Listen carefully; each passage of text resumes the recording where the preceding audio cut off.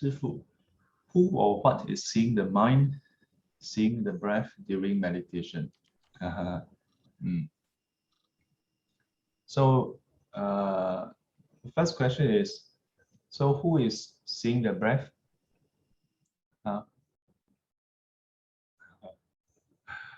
Yeah. When we meditate, we say observe the breath, right? So who is observing?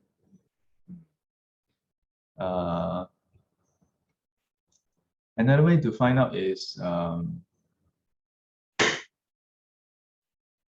you all hear that?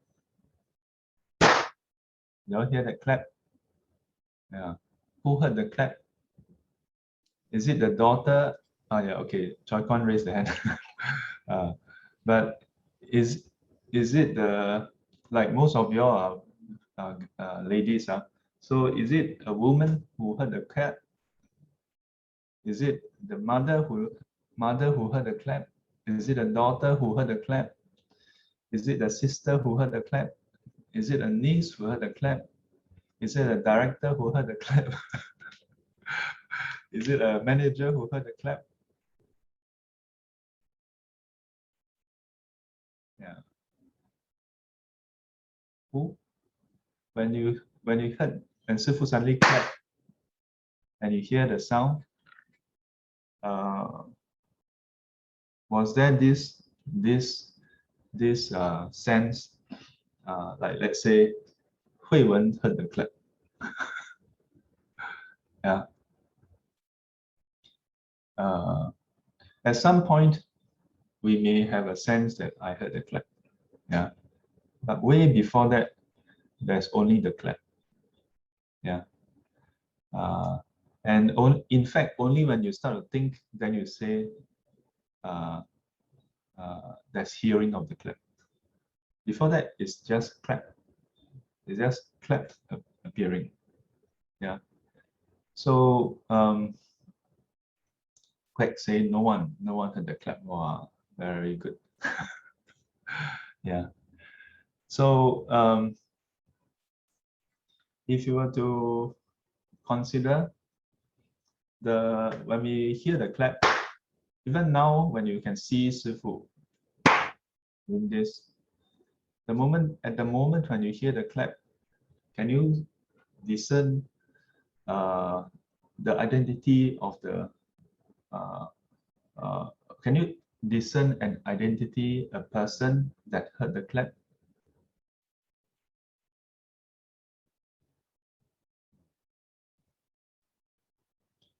Yeah, so in Buddhism, there are two angles here. One is in the classical teaching, the Buddha's line of questioning is always simply just going directly into the processes. Yeah, if you examine carefully, there's only forms, feelings, perception, mental formations, and consciousness. There's only eye, ears, nose, tongue, body, and mind. Form, sound, smell, taste, touch, touch, and mental consciousness, mental object. There's only eye consciousness, ear consciousness, nose consciousness, tongue consciousness, body consciousness, and mind consciousness. Beyond that, there is no persona as we usually think of ourselves. Yeah, there's all these processes. So as a result, there is hearing, but no hearer. There is seeing, but no seer. There's observation, but no observer. Yeah. The trouble is that we are so used to, and it's so intuitive that I'm listening, I'm observing. So we have this intuitive sense that there's an I. And this intuitive sense of an I, in fact, is the ego, is the conceit. But don't be mistaken, I'm saying that you are egoistic. It's the very subtle one that is removed at the final stage, yeah, by an arahant, yeah, by an arahant, yeah. So if we were to reflect on this frequently, at least we may be able to come to a recognition that that sense of an I, the concept of an I, is actually just a concept. Yeah, if you can do that, then you have reached Sotapanna. Yeah, if you can do that, your faith in the Buddha, Dharma, Sangha, and the precepts, the practices, will not be in vain, because you would be that level of convincing is beyond what you can get from textbook.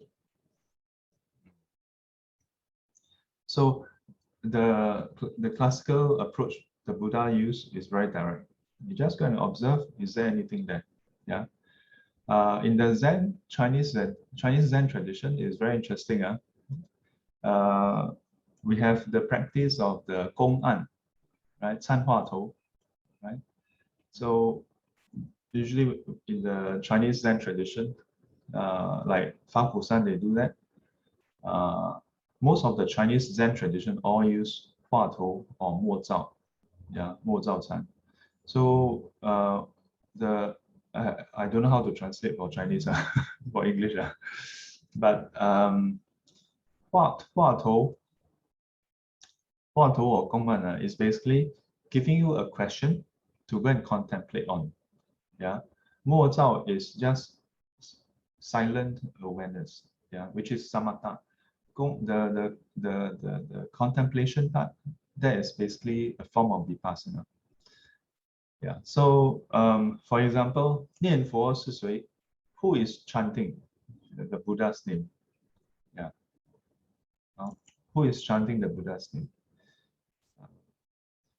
Or when you are meditating and the leg is painful, then go and contemplate whose leg is painful. If you understand no self and you have gone through the teaching, then you know that this is actually contemplation of no self. Yeah. Because when you really examine the who is chanting, and you really go and observe the process when you chant, you realize nobody is chanting. It's not that we usually say, oh, he is chanting, I am chanting, I was chanting a Sifu. Yeah, who was chanting just now? Oh, I chant. Conventionally, we say I chant. But when you really go and observe, there's no entity, yeah, that we are usually referring to that is there to chant. There is the process of chanting, but no chanter. There's the process of hearing, but no hearer. So if the mind, so the mind sees the breath, yeah, that would be correct. There's only the mind that observes the breath, yeah, but the mind is also not us. So there's the seeing of the breath. The mind is involved in it, but not the mind is not us also, because the mind is also temporal. Yeah. And that being the case, that which sees the mind is also the mind. The mind sees the mind. Yeah. Yeah. And that itself is also not we who is seeing the mind. Yeah.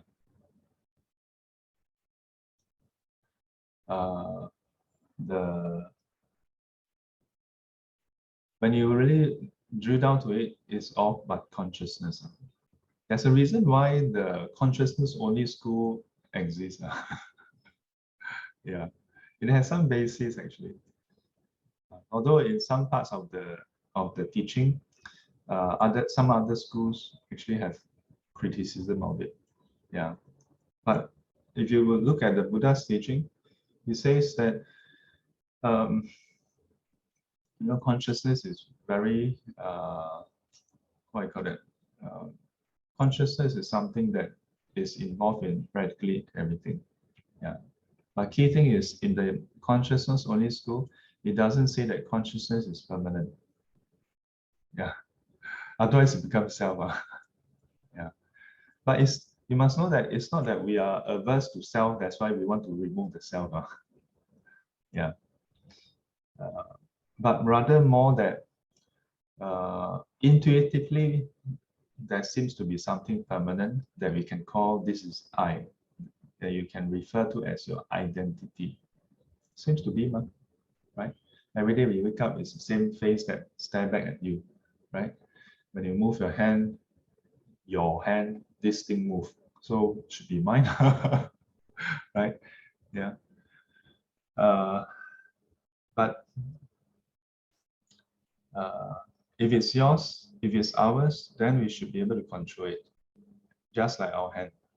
But this body is not within our control, actually. Yeah, I heard this question long time ago when I was still a lay person. In fact, when I was maybe late teens, even when I was in late teens, Dharma talk. Actually, a lot of the venerables always ask this question. Chinese Dharma talk back then, mostly Chinese Dharma talk. Then the venerable always ask, 我们认为这个身体是我吗？这个身体是我，那我应该可以决定不要生病。Yeah, that if this body is mine, then we can decide not to fall sick. Yeah, actually, this line of reasoning is found in the Pali Canon. You know. Yeah, yeah, the Buddha line of reasoning, line of questioning. Yeah, if form is self, then you should be able to decide not to fall sick, right? If feelings is I, is self, then you should be able to decide not to have unpleasant feelings. If perception is self, then you should be able to decide on how to perceive, what to perceive. Everything you should be able to control. Yeah. But all this is not within absolute control. Only conditional control. Conditionally. When there are conditions, you appear to be able to move. Yeah. When there are conditions, you can meditate and you seem to be able to control your mind, but still not within your control. It's dependent on conditions. Yeah. So defilements also dependent on conditions. When there are conditions, defilement arises. When there are no more conditions, defilements cannot arise. And if defilements don't arise, then suffering don't arise. Then you are liberated. Yeah. So, can try. Maybe today we can do this exercise. But this exercise is quite tough. I don't know whether you all can do it. Whatever you see, whatever you hear, whatever you smell, whatever you taste, whatever you touch, whatever you think, go and ask the question. Who is the one who is seeing, hearing, smelling, tasting, touching, thinking? Go and examine. Go and examine. Yeah. Please don't come back and tell me, oh, I